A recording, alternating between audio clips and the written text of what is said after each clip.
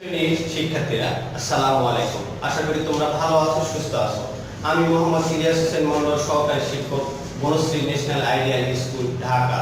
BNIS home স্কুলের পক্ষ থেকে তোমাদের জানাই সুস্বাগতম। প্রিয় শিক্ষার্থী, আজকে আমি তোমাদের মাঝে উপস্থিত হয়েছি বাংলাদেশ ও বিশ্ব পরিচয় বিষয়ে নির্বাচনী পরীক্ষা এবং বোর্ড পরীক্ষার ক্ষেত্রে যে এই অধ্যায়টি খুবই গুরুত্বপূর্ণ।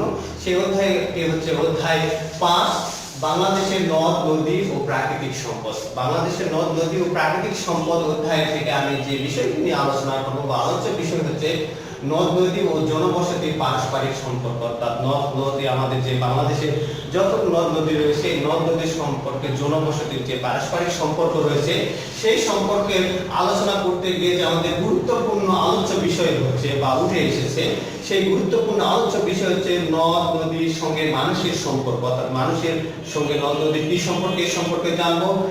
নদীর কেন্দ্রিক শহর, অর্থাৎ নদীকে কেন্দ্র করে বাংলাদেশের যে শহরগুলো গড়ে উঠেছে, এই সম্পর্কে আমরা জানবো।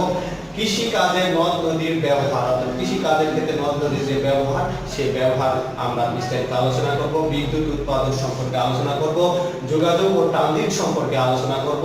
জনজীবন এই নদ নদীর ভূমিকা কিরকম, এই ভূমিকা সম্পর্কে আমরা জানবো।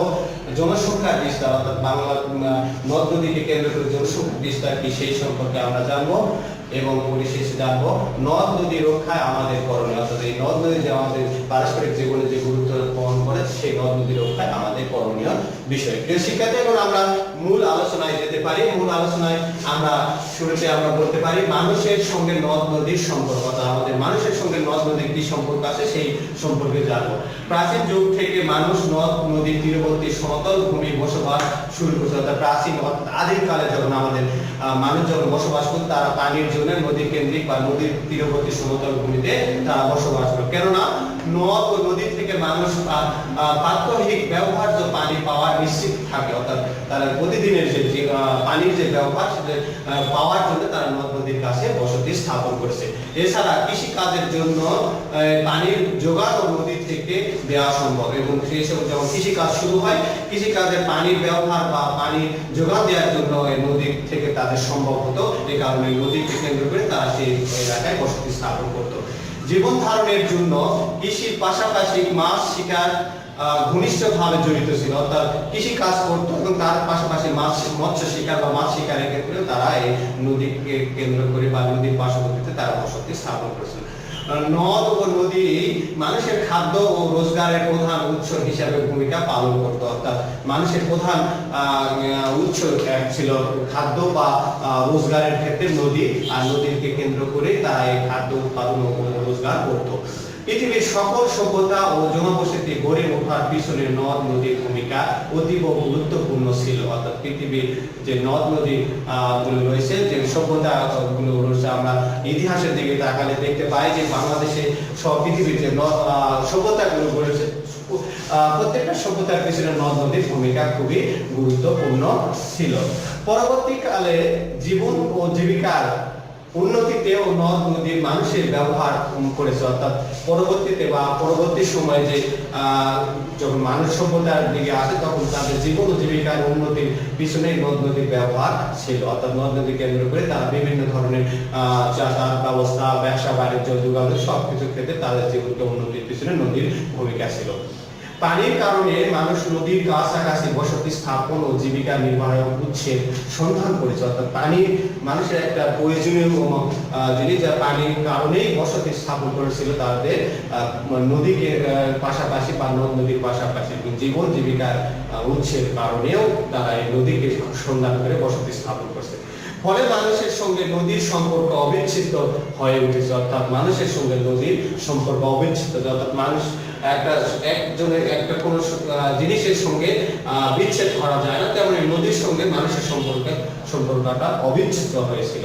বর্তমান কালেও এই সম্পর্ক আরো বহুমাত্রিক এবং নিবিড় হয়েছে। বর্তমান সময়ে সভ্যতার ক্ষেত্রে নদীকে নিবিড় হয়েছে, বহুমাত্রিক ভাবে জড়িয়ে পড়ছে মানুষের সঙ্গে। নদ নদীর কেন্দ্রিক শহর, সেক্ষেত্রে নদ নদীকে কেন্দ্র করে আমাদের বাংলাদেশের যে শহরগুলো হচ্ছে তা আমরা জানবো।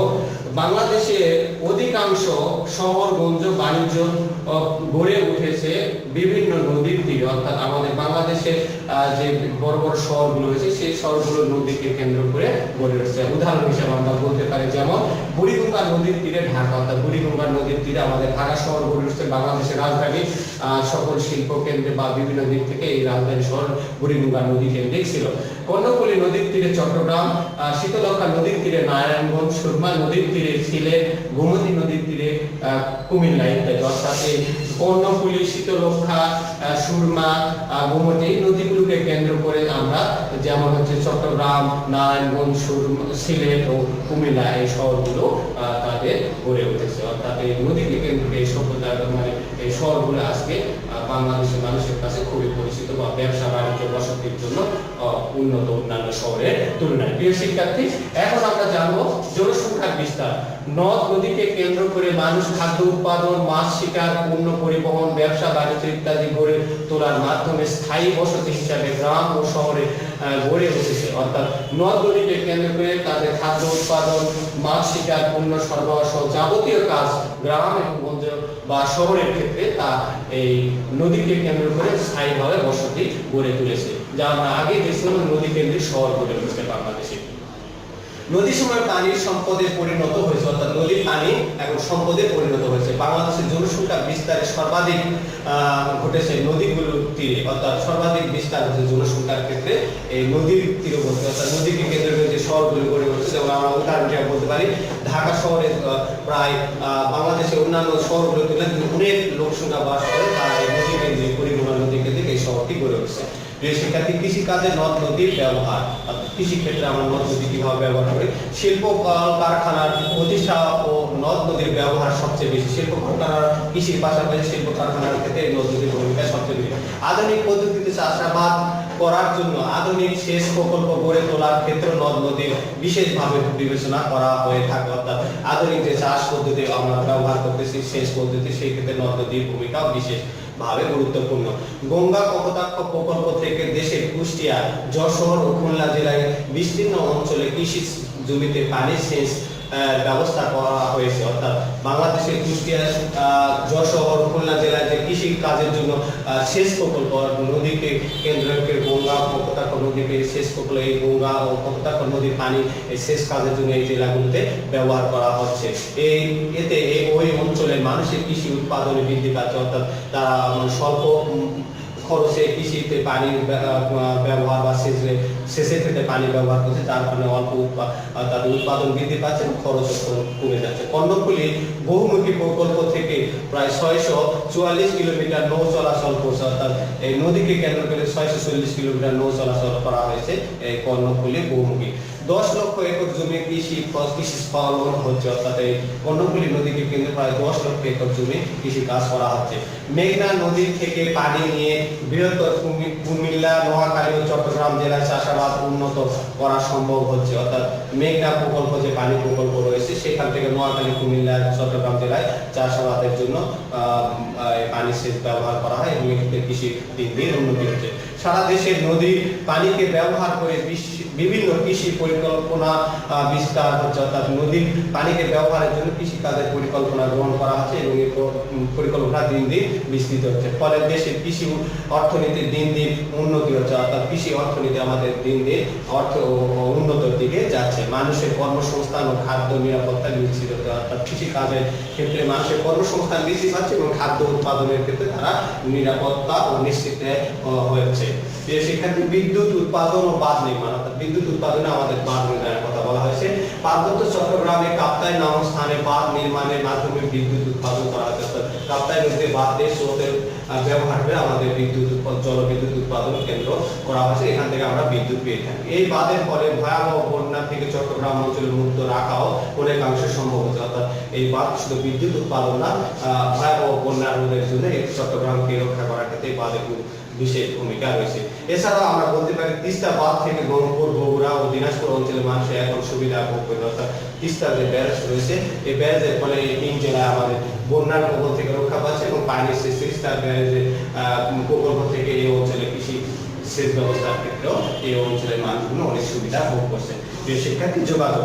দেশের দক্ষিণাঞ্চলের মানুষের সঙ্গে যোগাযোগের ক্ষেত্রে নদী পথে লঞ্চ ও স্টিমার দিন দিন সম্প্রসারিত হচ্ছে, অর্থাৎ দক্ষিণাঞ্চলে যে আমাদের বাংলাদেশের জেলাগুলো রয়েছে সেই জেলাগুলো যোগাযোগের জন্য লঞ্চ ও স্টিমার দিন দিন বৃদ্ধি পাচ্ছে। পরিবহনের জন্য নদী পথের বেছে নেওয়া হচ্ছে, অর্থাৎ তাদের পরিবহন মানে পূর্ণ আদান প্রদান ও এক জায়গাতে অনুষ্ঠানের জন্য এই নদী পথে বেছে নেওয়া হচ্ছে। প্রিয় শিক্ষার্থী, ট্রানজিট। ভারতকে ট্রানজিট দেওয়ার ক্ষেত্রেও বিভিন্ন নদী পথের ব্যবহার করা হচ্ছে। বাংলাদেশে ভারতের যে ট্রানজিটের ব্যবহারের ক্ষেত্রে নদী পথে আমাদের মানে নদী পথকে ব্যবহার করা হচ্ছে, ফলে বাংলাদেশের বৈদেশিক মুদ্রা অর্জনে আরও একটি সুযোগ পাচ্ছে, অর্থাৎ ট্রানজিট দেওয়ার কারণে বাংলাদেশ বৈদেশিক মুদ্রা অর্জনের ক্ষেত্রে একটি সুযোগ পাচ্ছে। প্রিয় শিক্ষার্থী, আমরা এখন জানবো জনজীবনের নদী নদ নদীর ভূমিকা। মানুষের যে জনজীবনের ক্ষেত্রে নদ নদীর ভূমিকা আছে তার ক্ষেত্রে আমরা বলতে পারি বাংলাদেশের মানুষের অর্থনৈতিক জীবনের ব্যবস্থা উন্নত করা, সুস্বাস্থ্য রক্ষা করা, নির্মল বায়ু ও শহরগুলো পানি ব্যবস্থা করা সহ জনজীবনকে গতিশীল রাখার ক্ষেত্রে নদ নদীর ভূমিকা দিন দিন বেড়েই চলছে। অর্থাৎ নদ নদীর জনজীবনের ক্ষেত্রে আমরা বলতে পারি যে শুধু নদীর যোগাযোগ ব্যবস্থা বা পরিবহনের ক্ষেত্রে না, যে অর্থনৈতিক জীবনের উন্নয়ন ক্ষেত্রে সুস্বাস্থ্য, নির্মল বায়ু ও শহরের পানি ব্যবস্থার ক্ষেত্রে এই নদ নদীগুলো দিন দিন আমাদের ভূমিকা, আমাদের জনজীবনের ক্ষেত্রে গুরুত্বপূর্ণ ভূমিকা রেখেই চলছে। প্রিয় শিক্ষার্থী, নদ নদী রক্ষায় আমাদের করণীয়। আমরা যে নদ নদী থেকে যে উপকার হচ্ছে, আমাদের জনজীবনের অর্থনৈতিক ক্ষেত্রে যে উপকার হচ্ছে, এই নদ নদীগুলোকে আমাদের রক্ষা করতে হবে। সেই রক্ষার পিছনে আমাদের কিছু করণীয় রয়েছে, যা আমরা করণীয় ক্ষেত্রে বলতে পারি যে আমাদের উত্তরাঞ্চলে যেমন যেখানে নদীগুলো শুকিয়ে যাচ্ছে সেখানে ফসলের ক্ষতি হচ্ছে, অর্থাৎ এই নদীগুলো শুকিয়ে যাচ্ছে, ফসলের ক্ষতি হচ্ছে, এটা আমাদের জনজীবনের উপর বিরূপ প্রভাব ফেলতে পারে। যাই এই কারণে এই নদীগুলোকে আমাদের অবশ্যই সংরক্ষণ করতে হবে। জনজীবনের হুমকির মুখে পড়ে যাচ্ছে এবং জীবনকে আমাদের হুমকির মুখে দিন দিন যাচ্ছে। সেই কারণে নদীর নাব্যতা রক্ষার জন্য জরুরি উদ্যোগ নেওয়া প্রয়োজন, অর্থাৎ নদীর নাব্যতা বা স্রোত সৃষ্টি করার জন্য বা নদী খননের জন্য আমরা জরুরিভাবে ব্যবস্থা গ্রহণ করতে হবে। বাংলাদেশের নগর ও গ্রাম জনজীবনে অর্থনৈতিক ব্যবস্থা টিকিয়ে রাখতে হলে দেশের সকল নদ নদী বাঁচিয়ে রাখতে হবে, অর্থাৎ আমাদের অর্থনৈতিক ব্যবস্থা বা জনজীবনকে সচল রাখার জন্য অবশ্যই আমাদের নদীগুলোকে বেঁচে রাখতে হবে, নদীগুলো পর্যবেক্ষণ করতে হবে, নদীগুলো খনন করতে হবে, নদীগুলো মানে যেন কোনো দখল না যেন হয়, ভরাট করা যেন না হয়, সেদিকে আমাদের সকলকে খেয়াল রাখতে হবে, নদীগুলোকে বাঁচানোর চেষ্টা করতে হবে। প্রিয় শিক্ষার্থী, এরপরে আমরা বলতে পারি সেই কারণে দেশের এখন পরিবেশবাদীরা, অর্থাৎ পরিবেশবাদী যেমন নাগরিকরা রয়েছে, তারা এখন নদী বাঁচাও জনসচেতনতামূলক কর্মসূচি পালন করতে, অর্থাৎ পরিবেশ রক্ষার জন্য যারা আমাদের বাংলাদেশে কাজ করে বা পরিবেশবাদী যারা নাগরিক রয়েছে বা নেতা রয়েছে, তারা নদী বাঁচাও কর্মসূচি নিয়ে তারা কাজ করছে। প্রিয় শিক্ষার্থী, আলোচনার প্রেক্ষিতে আমি আজকে তোমাদের এইচডব্লিউ হিসাবে যে প্রশ্নটি দিয়েছি সেই প্রশ্নটি হচ্ছে নদ নদী ও জনজীবন জনবসতি সম্পর্ক বলতে কি বোঝো,